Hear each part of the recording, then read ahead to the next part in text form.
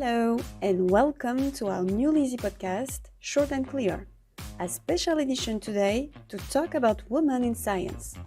Let's meet our woman of the day.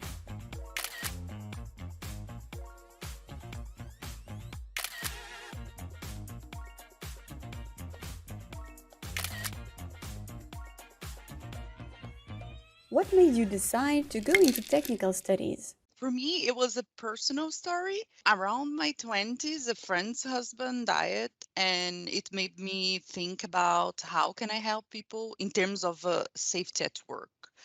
Like it matched with my values. If safety measures were taken at this time, his life could be saved. I just kind of naturally gravitated towards technology and mechanics. I grew up on a farm and I used to watch my dad fix things and weld things and take things apart and put them back together. So I was just always fascinated with that kind of stuff. So I just kind of really enjoyed working with my hands and anything in technology. So I had an opportunity in high school to participate in a manufacturing program. And from there, it was a natural progression to go into manufacturing.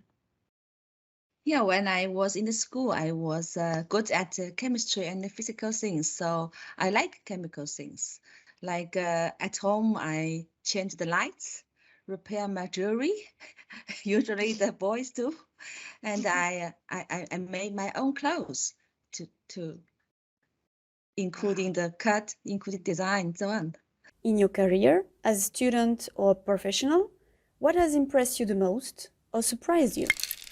Yeah, and when I graduated at school, I was an engineer. My first job as an engineer in the workshop. Then I go to sales department, and then I go to the purchasing. So when I remember when I work as a purchasing manager, my suppliers always admire me when I was able to read the drawings to participate in the technical discussions. So I am confident because my background that impress people. Um, for me, there were like a couple of things. First of all, the stereotype, because for me it wasn't an issue because I work with industry, and in my career I work in a metal environment, mine, and it was always, with men. Mostly it was masculine environment, and as soon as you figure out, it's fine, it's not an issue. I also would love to have more women in this field. I always encourage a woman to work, to go there.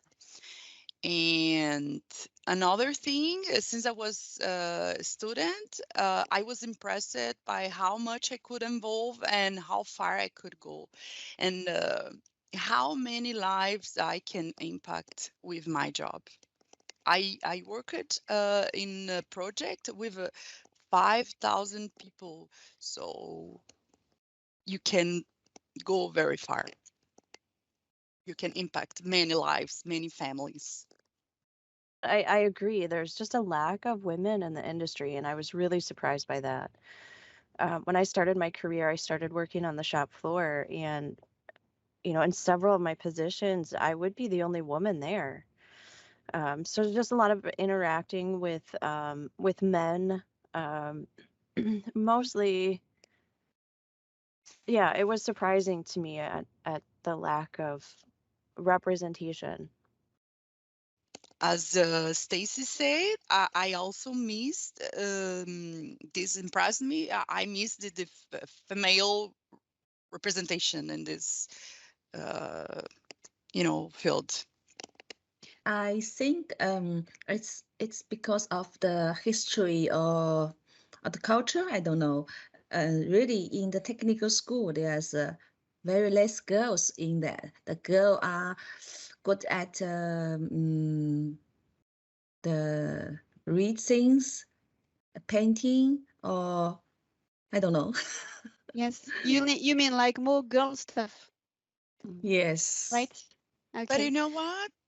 When I was studying, there was lots of girls, at the same class. And today I can see, even not enough, I can see more women working with the technical jobs. So things are changing. Are slowly changing for sure.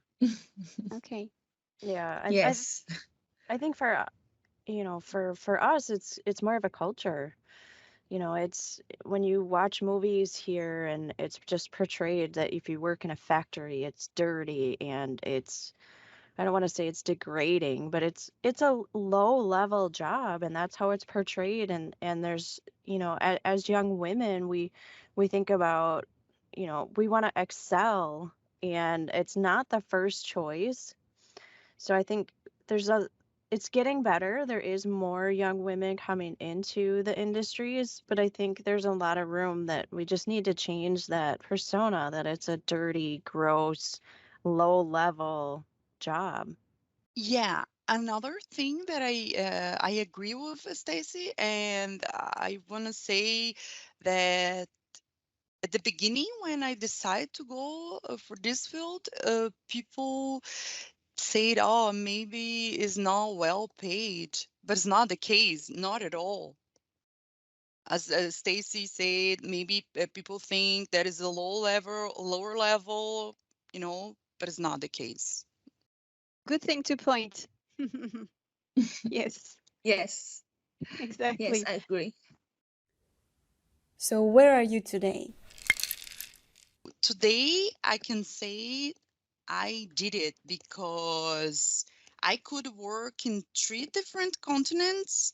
I worked in 4 different countries, and I worked in Brazil, Mozambique, Angola, and Canada. And I mean,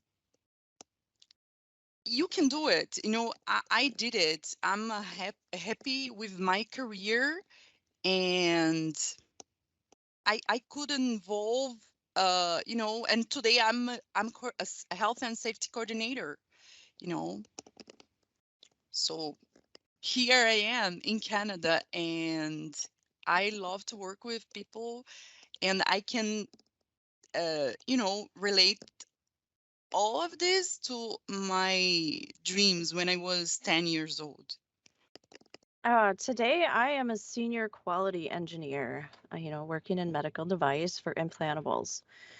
Um, not quite as flashy as I was dreaming about as a child, but still, it's fascinating. There isn't a day that goes by that I don't learn something new and or get a chance to mentor somebody coming up in the industry, and I really enjoy that.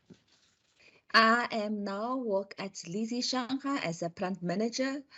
I wasn't expected I will be here today when I was young, even 5 years earlier. But I'm really appreciate my position right now. And Don't let a stereotype get in the way of, you know, looking at a different industry. Go there, do the tours, talk to somebody that's in industry. Um, just because it might not seem very glamorous, there really is a whole world of opportunity within the technology field.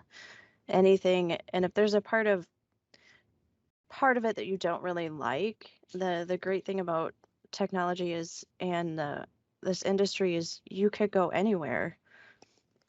I could have stayed on the shop floor and continued my machining career, or I could have continued, I could have went down manufacturing engineering or operations management or, continuing down the quality or the quality system side. There's just eh, once you get in, there's just a whole world of opportunity and to follow your passion. Yeah, I agree totally. yes, yes, it will provide the girls full of opportunities. Yes, I totally agree. And then I have just a short words to the girls. Like among the girls, the world needs scientists, and scientists need girls. Yeah, exactly. You need to know what's important for you. What makes you happy? What are your values? You know, and not only in terms of, I'm not talking about a job, I'm talking about life because we spend a lot of time at work. So it needs to match with our values, our dreams.